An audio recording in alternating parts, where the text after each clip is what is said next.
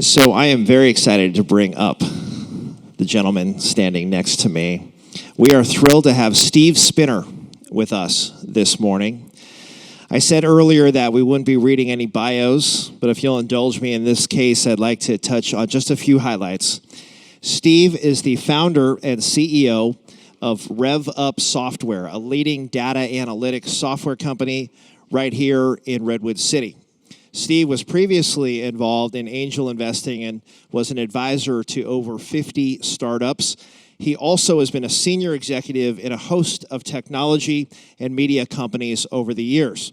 In his personal time, Steve is one of the most sought-after political strategists and fundraisers in the country, having led Obama's fundraising efforts in 2008 and 2012, and most recently chairing Ro Khanna's congressional race.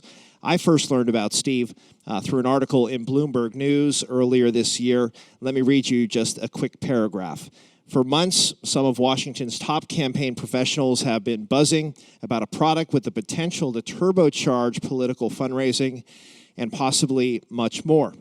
The product is a piece of software, an algorithm really, that is a distilled essence of a pioneering approach to fundraising developed by a few Silicon Valley entrepreneurs during Barack Obama's 2008 campaign, an innovation that helped lift him to the presidency. So here to tell us more about his disruptive fundraising, and I need to book some time with you after. Let me turn it over to Mr. Steve Spinner. Steve, thank you for being here. Hi there. Thank you, everyone. Great. Works behind me. First, let me just start out, and hopefully this is a relatively simple question, and I'll get quite a few hands. So who here has ever done, in their entire lives, any fundraising? Raise your hand. All right. Thank you. Who here in the last year or two has done any type of volunteer fundraising themselves? Okay. Still very high. Who here in their jobs, whether it be elected office, nonprofits, universities, any type of higher ed, who here currently is in the field where they have to do this professionally, where they have to fundraise? Okay, still about 20, 30%. All right, well, thank you very much for having me here. Let me just tell you a little bit about myself, and then I'll go into what we've done. As the title of the talk is, I love fundraising. I've always loved it. It started when I was in 6th, 7th grade.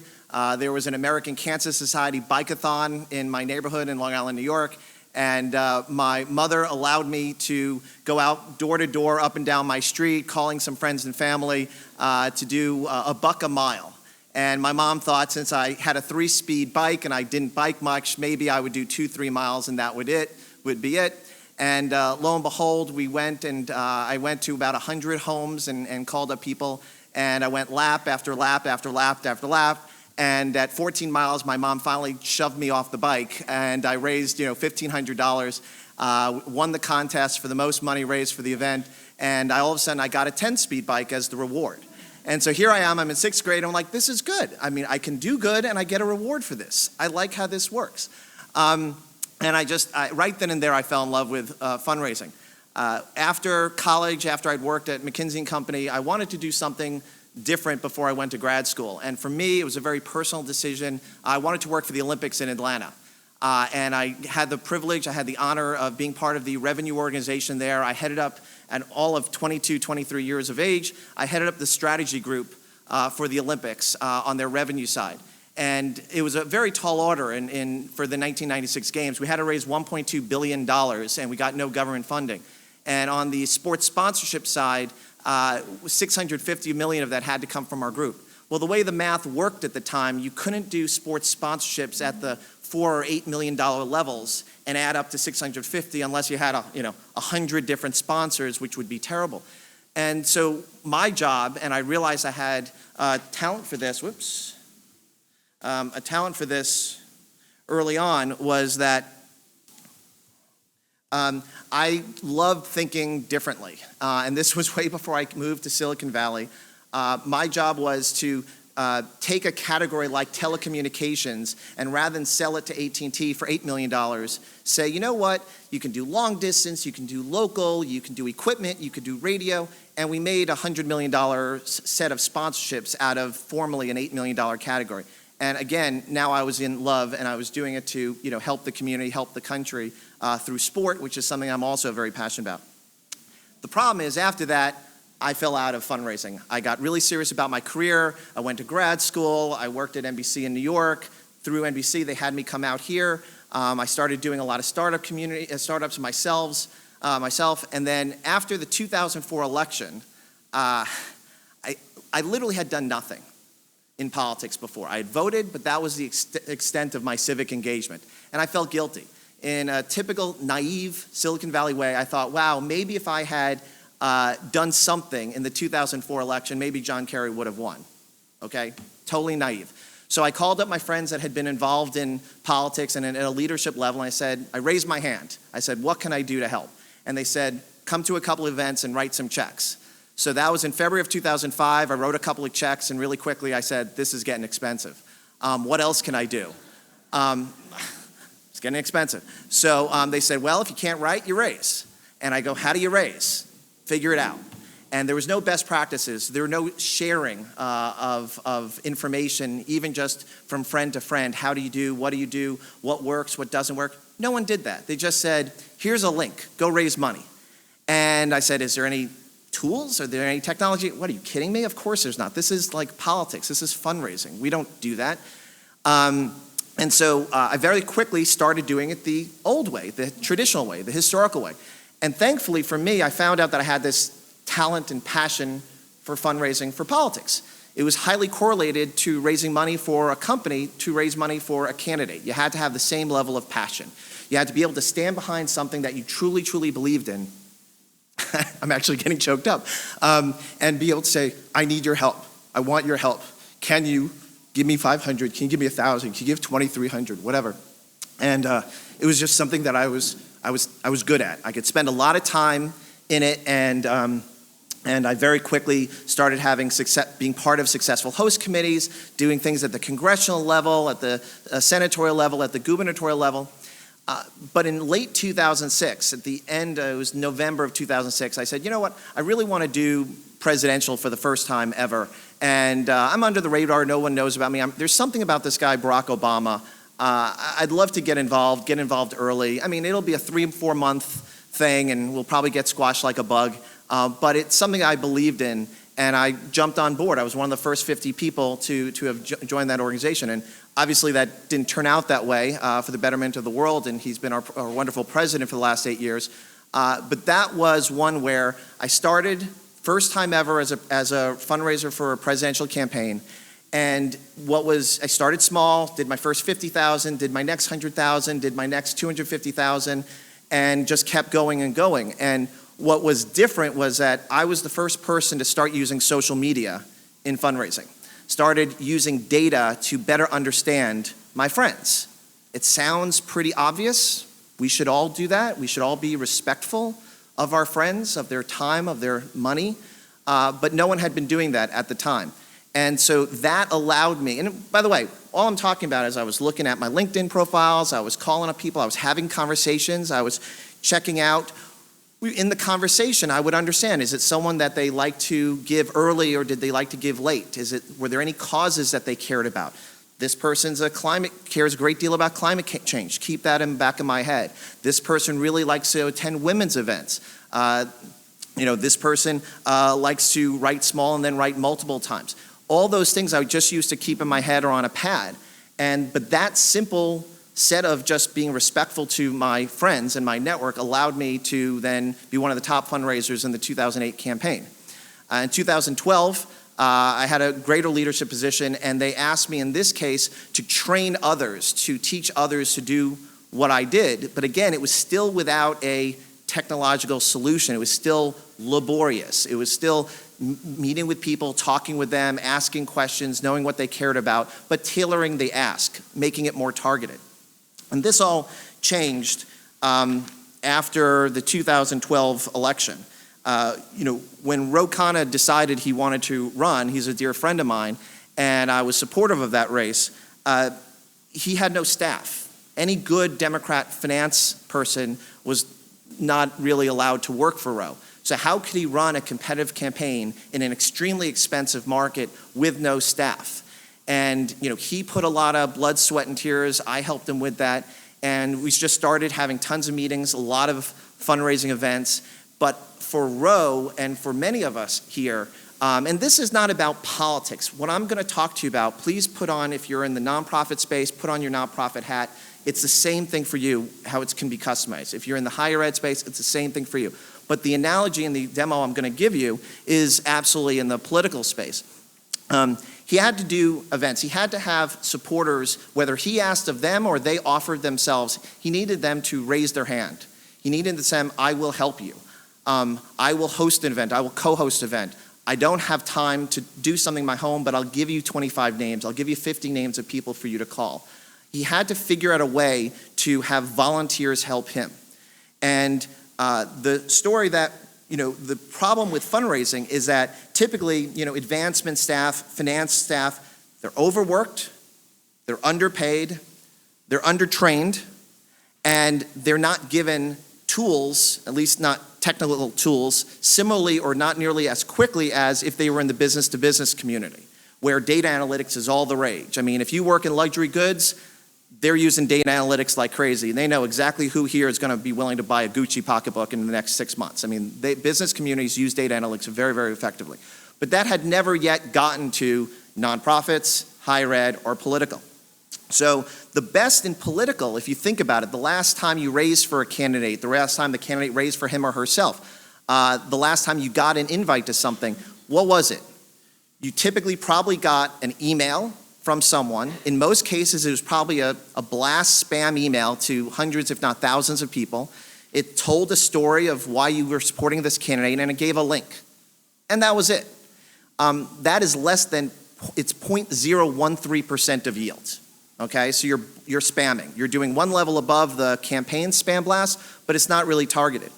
But if you were to just customize that top line of an email and say, Jim, great seeing you last Thursday. I know you like to support candidates early in the cycle. Got one for you. Now your yield is going to be 15, 25, in some cases over 50% yield. That takes work. That takes time. Who has time to do that? So it's not about sending out 1,000 emails. It's sending out 25, 50, 100 targeted emails, which for me allowed me to be very successful in the Obama campaign, which for Ro allowed him to be exceedingly successful running for a congressional campaign.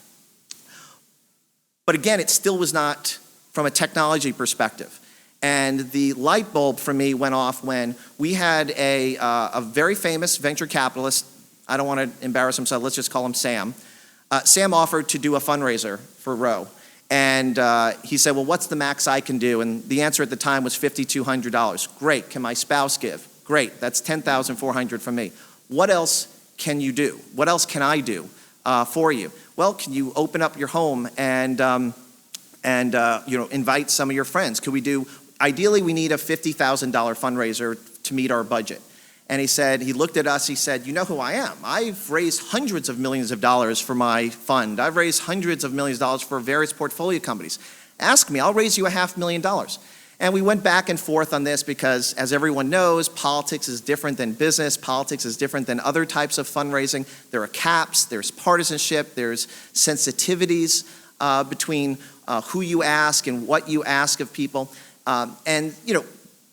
This guy just basically said, look, I'm going to prove you wrong. I'm going to raise you all this money. And this started 3 weeks out. With 3 days to go, Sam had a total of $16,000 in the pot that he had raised. And he's freaking out. And he's calling his friends in South Africa, can you wire $10,000? Another company, can you do $5,000? Another person, can you do $1,000 here, $1,000? He's sweating it. Now, Wednesday, the event comes and goes, and it's a wonderful event, and we raised $63,000, and so I'm happy, Ro's happy. But Sam has aged literally 10 years in the process. I mean, he looks crappy for his own event. And he comes up afterwards, and he said to me, and this is from one of the best tech investors in the world, he said, I will never do this again. This was a complete waste of my time. I have never been so humbled, so frustrated at any process in my life. When I send out an email, I get a response. Professionally, personally, politically, people weren't responding to me. I would have to send them a follow-up, and then they would say, really psyched that you're supporting Ro. Glad you're doing an event. Well, what does that mean? Are you going to come? Are you going to pay? So he's like, I have no idea. I'm sitting there going, I have no idea who of my friends care about politics. I don't know who of my friends have ever written a check to politics. I don't know who's a Dem. Oh, I could invite someone who's a Republican. I could, they could be perturbed with me. I don't know who's given to Roe. That's kind of a waste of time if I reach out to someone who's already maxed out. Oh my God, I could reach out to someone who's given to his opponent, and then they'll really be upset with me. And what every person does, they go through that litany of questions, and they push their computer away, and they go, I'll come back tomorrow. They procrastinate. That simple act of pushing your computer away when you initially are ready to go. You got everything. You got your email, you got your link, you're ready to go. But that simple discomfort causes that fundraising effort to fail by 50% right there. And every day that you continue to procrastinate, add another 5%. So the goal of fundraising, the goal is to make this efficient, to have high yield, and for me, and what's the cornerstone of everything I live by, is to be respectful. Be respectful. Have the right person make the right ask to the right person at the right time. You do that, you will fund your nonprofit, you will fund your university or your school, and if you're a candidate, money will not be the reason to raise your hand to run for election or for office or not. And that's the number one reason people choose to run or not to run. Can I raise the stinking money? That's not the reason. You should run because you want to run. You should run because you think you can make a difference. And money should not play that role. So this is about lowering the bar. This is about saying, I'll raise what I need to raise to get out my message. And, thank you. He's good at that. And so that's what the vision of RevUp software was about. And now, if you'll give me the privilege here, let me show you what we did. So RevUp software is data analytics. It is not the money. We're not the crowdfunder, we're not NGP, we're not any of the companies that the money goes through for the transaction. We're not the system of record. We're data analytics. We are a tool for staff to act more intelligently and more efficiently, but most importantly, my passion is we're a tool to give volunteers in any line of what they're trying to do, give them the tools so that they can be in 5 minutes, in 15 minutes, do more than they ever could have done if they committed 15, 25 hours to it. So with that, I'll just show you one. We had over 50 clients in the last year. I'm just going to show you this one because it's been in the news recently. So this is a political version of it, Ro Khanna for Congress. When a client signs up with us, when they reach out to us, the software needs to understand who's the client. How do we differentiate this person, this client, versus 1,000 other clients? So this only takes 3-4 minutes of customization, but it's required. So our team does it with the client. Ro Khanna, he's a South Asian male. He's 40 years old, born in Philadelphia. He's a Democrat running as a challenger to the incumbent for California House 17 at a federal level. 5,400 is the maximum contribution. He went to Chicago undergrad, Yale Law School, and his opponent was Mike Honda. But then this is what we call correlated campaigns, and this is completely flexible. You can add, take away. These are individuals, elected officers, other candidates who the client believes they're highly correlated with. So that if someone were a donor to one of these folks, if but they knew of Roe, they'd probably be interested in supporting Roe. And then here are some of the key issues that this campaign is about. Okay, so now the software, the algorithm, knows uniquely who the client is. And again, nonprofits, universities, same exact customizations. So every client gets a certain number of licenses, in this case 10. So I'm given one of them, this is live, and allows me with one click of a button to upload my LinkedIn contacts, my Gmail, my Outlook, my vCard, if I've got any spreadsheets.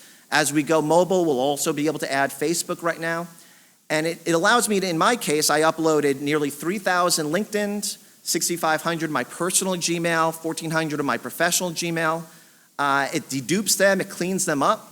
And when I click on Analyze, it then goes out to 150 political giving databases, federal, state, all 50 states, and over 100 municipalities.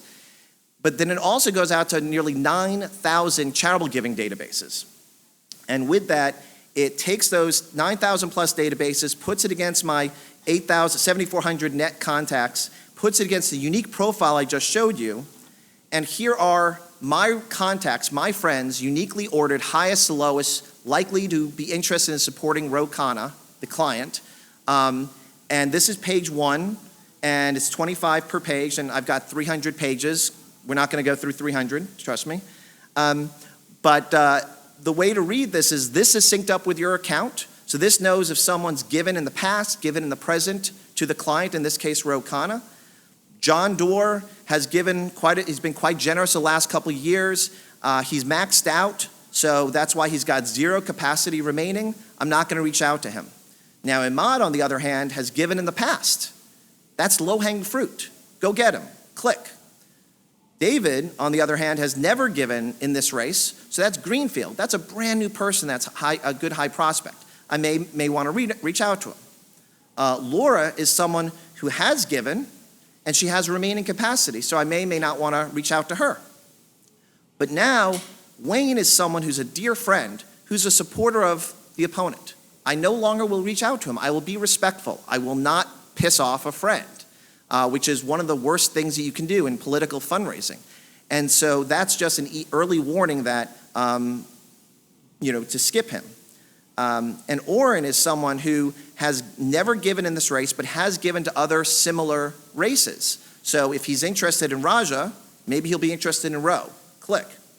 Now, any one of these folks that I want to know more information about, so let's say, let's say Ron Conway is an example.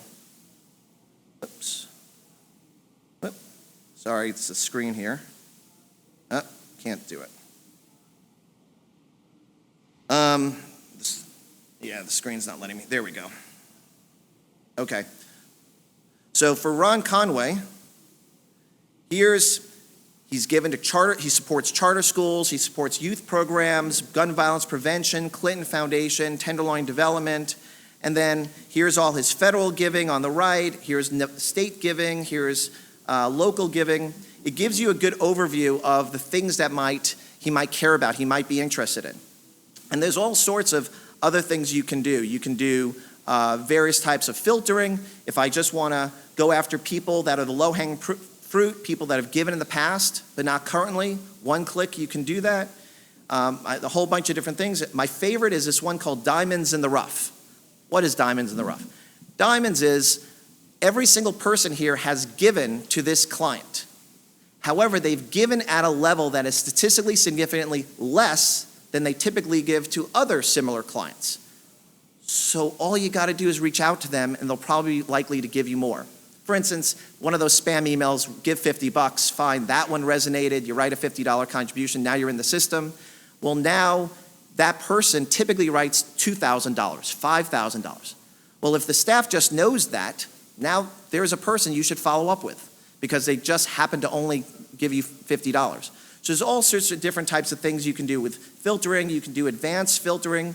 One of my favorites is, let's say I want to do an event for women, and I can take my 6,000, 7,000 contacts with one click, and now they've all been filtered according to if they're likely to be a woman, and it's 98% accurate from a gender prediction capability. And we can do all sorts of things from geo-targeting, et cetera. But that's the top line of the software. We can do that for nonprofits. We can do that for higher ed. There's one more thing that I'll share here, which was kind of our secret sauce. So here's an individual, Amit Zavery, and I'll end with this and I'll open for questions.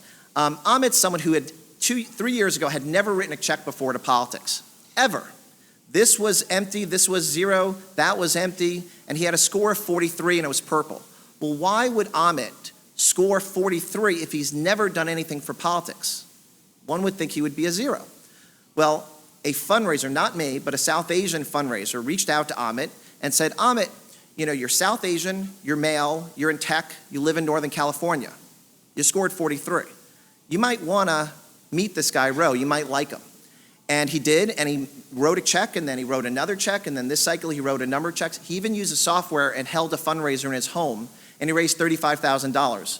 And this is the first time and the only thing he's ever done in fundraising.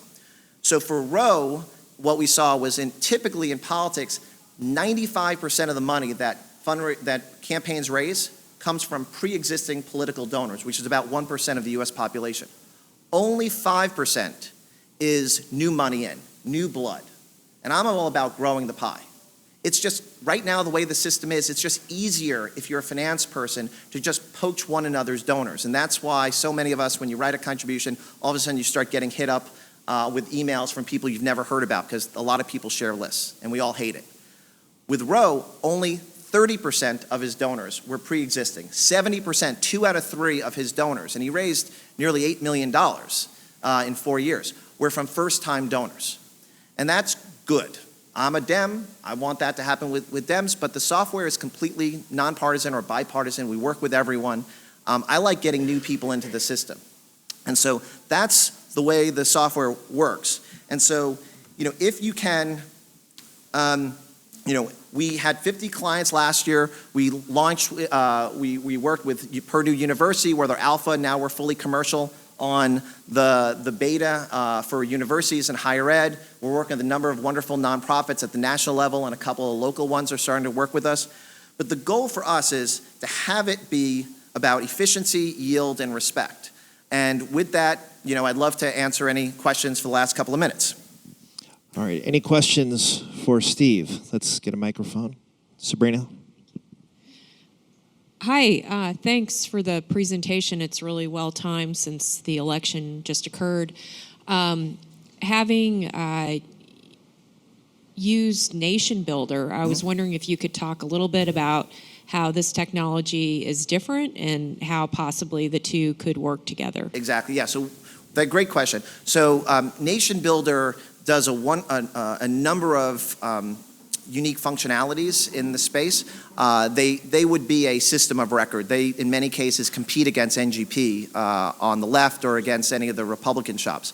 But they don't do data analytics. So they would be a partner of ours where it said row, the data going up and down of who gave in the past, rather than, we work with Nation Builder with a number of clients, that data would come from them, and we supply the data analytics. And so a client who pays Nation Builder, a client that pays NGP on a monthly basis for the ability to have transactions go through their system, they would separately be a customer of ours where they'd be paying us $1,000 a month for 10 licenses for us. So we collaborate on that. Great question.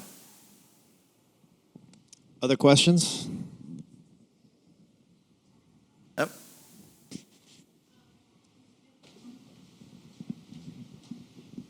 In what way have you thought about the 2018 election and the new American majority, like Steve Phillips and Amy Allison's work to mobilize the new American majority? You said you're going to go mobile. Will that smartphone access be a new approach for the next election? Yeah, so great question. Again, we are only on the revenue side. We're only on the fundraising side. We don't do field. We don't do any of the wonderful technology that there are a number of great firms that are doing that. But we are going mobile. So what you just saw right now is the desktop version, which is staff and volunteers doing fundraising from their desktop. But what we'll also have in a couple of months, this is our mobile. And upload your contacts, upload your Facebook, analyze my contacts, and here, view my rankings, same thing. Now I can write there, call Kevin if I want to call or text, and if I want to take my call sheets information, have it all be seamless. This app will take something that today is a 15-hour process and do it in about 8 minutes. So, but we are only on the fundraising side.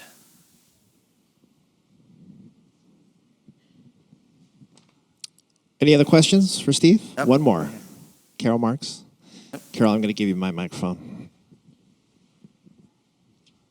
Hi, Steve. That was wonderful. I'm curious, is there training that you also provide for staff that might be making these calls that's a kind of a different nature, not just the use of the software, but... Yeah. No, that's a great question. So as part of any commercial relationship, it's not that we just give you the software. We have a team of people that help with the onboarding and help with the training. And so as we deploy with you, there's a major training that we do for the staff, and we also let them include as many volunteers as they want.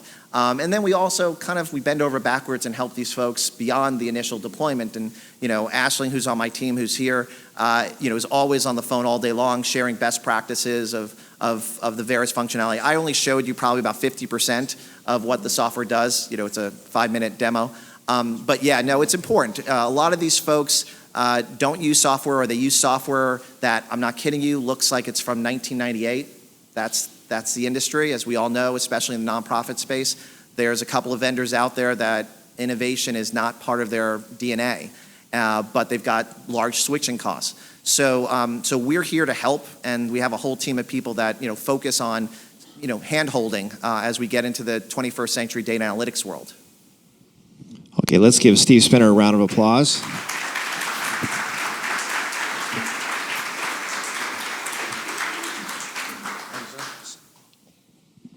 Thank you so much, Steve. That is a very powerful tool on display right there, not only for politicos like myself, but civic organizations. So please check out RevUp.